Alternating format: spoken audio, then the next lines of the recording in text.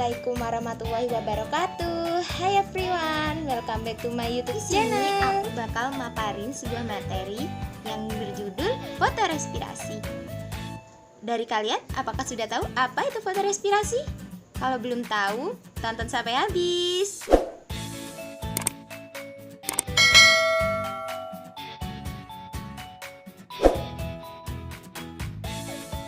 Fotorespirasi adalah sejenis respirasi pada tumbuhan yang dibangkitkan oleh penerimaan cahaya yang diterima oleh daun.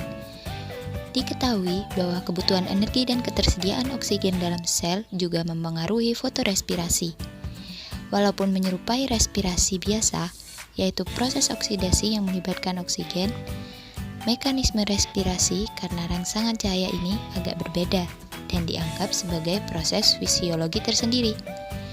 Proses yang disebut juga asimilasi cahaya oksidatif ini terjadi pada sel-sel mesofil daun dan diketahui merupakan gejala umum pada tumbuhan C3 seperti kedelai dan padi. Lebih jauh lagi, proses ini hanya terjadi pada stroma dari kloroplas dan didukung oleh peroksisom dan mitokondria. Istilah lain dari fotorespirasi ialah merupakan satu contoh proses biokimia dalam tumbuhan yang kurang menguntungkan bagi produktivitas tumbuhan tersebut. Wah, mengapa kurang menguntungkan ya? Karena fotorespirasi terjadi dengan mengkonsumsi O2 dan menghasilkan CO2 tanpa menghasilkan ATP ataupun karbohidrat secara langsung. Fotorespirasi berasal dari kata foto yang artinya cahaya dan respirasi yang artinya menghasilkan O2 dari CO2. Karbon dioksida masuk pada jaringan tumbuhan melalui stomata yang terbuka. Namun, ketika siang hari dan cuaca sangat panas, stomata akan menutup untuk mengurangi penguapan air. Menutupnya stomata ini akan mengakibatkan suplai CO2 menuju jaringan daun terganggu, sehingga dalam ruang antar sel daun terjadi penurunan konsentrasi CO2 dan peningkatan konsentrasi O2 hasil fotosintesis. Dalam keadaan inilah yang memicu terjadinya proses fotorespirasi. Dalam keadaan normal, enzim Rubisco akan mengikat CO2 dan menggabungkannya dengan ribulosa bifosfat menjadi 3-fosfogliserat. Namun, ketika terjadi fotorespirasi, Rubisco justru akan mengikat O2 dan menjalani siklus Calvin menghasilkan molekul berkarbon 2. Peroksisom dan mitokondria akan memecah molekul berkarbon 2 tersebut dan melepaskan CO2. Walaupun CO2 yang dihasilkan dalam fotorespirasi dapat digunakan untuk fotosintesis, namun investasi energi dan energi yang dihasilkan tidak sebanding. Fotorespirasi menggunakan ATP yang lebih banyak sehingga malah akan merugikan tumbuhan.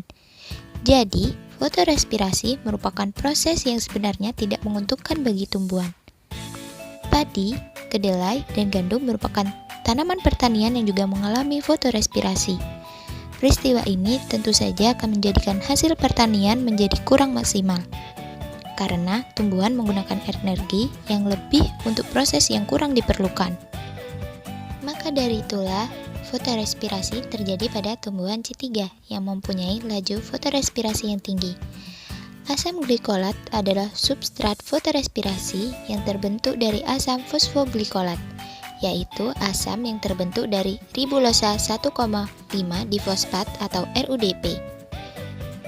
Apabila RUDP bereaksi dengan CO2 dengan bantuan enzim RUDP karboksilase akan menghasilkan 2 molekul 3 PGA atau asam 3-fosfogliserat. Tetapi apabila bereaksi dengan O2 dengan bantuan enzim RUDP oksigenase akan menghasilkan 1 molekul 3 PGA dan 1 molekul asam 2-fosfoglikolat. Selanjutnya, asam 2-fosfoglikolat akan mengalami defosforilasi menjadi asam glikolat. Kemudian, asam glikolat masuk ke peroksisom yang terdapat dalam mesofil. Pada peroksisom terdapat 2 enzim, yaitu enzim glikolat oksidase dan katalase. Dan enzim ini berfungsi sebagai mengoksidir asam glikolat menjadi asam glikosilat dan kemudian mengubahnya menjadi glusin. Faktor yang memengaruhi terbentuknya asam glikolat adalah konsentrasi CO2 dan O2 di atmosfer. Asam glikolat disintesis secara cepat dan konsentrasi CO2 sebanyak 300 ppm. Tetapi apabila meningkat sampai 1000 ppm mengakibatkan penurunan jumlah asam glikolat. Sedangkan pengaruh konsentrasi O2 berlawanan dengan CO2, di mana meningkatkan O2 di atmosfer akan merangsang terbentuknya asam glikolat pada daun yang mendapat sinar. Asam glikolat akan disintesis dengan tepat dan diakumulasikan dalam jumlah yang relatif banyak. Jika tumbuhan C3 ditempatkan dalam udara dengan kandungan yang O2 normal yaitu 21%. Fotorespirasi sangat rendah atau sama sekali tidak berfungsi pada tanaman C4 dan CAM. Tanaman menyusun mekanisme yang menjamin keberadaan CO2 konsentrasi tinggi pada sisi aktif rubisco, sehingga tidak berlangsung oksigenasi terhadap ribulosa 1,5 bifosfat. Fotorespirasi pada tanaman C3 merupakan hal yang serius. Pada kondisi panas sepanjang hari dengan udara atau angin yang terbatas, konsentrasi CO2 akan menurun beberapa kali lipat, menyebabkan proporsi CO2 atau O2 berubah ke arah O2 yang lebih besar. Yang selanjutnya, intensitas fotorespirasi akan menurunkan proses biomasa. Tanaman C3 di bawah kondisi atmosfer yang normal sekitar 70% ribulosa 1,5 bifosfat dimetabolismekan lewat aktivitas karboksilasi dan 30% oleh oksigenase. Pada tanaman C3 ini, fotorespirasi meningkat proporsional melebihi asimilasi CO2 dengan naiknya temperatur. Disebabkan proporsi ribulosa 1,5 bifosfat yang dimetabolismekan via oksigenase juga meningkat. Hal ini disebabkan kelarutan CO2 menurun proporsional melebihi dari O2 dengan naiknya temperatur tersebut. Berikut perbedaan tanaman C3, C4, dan CAM.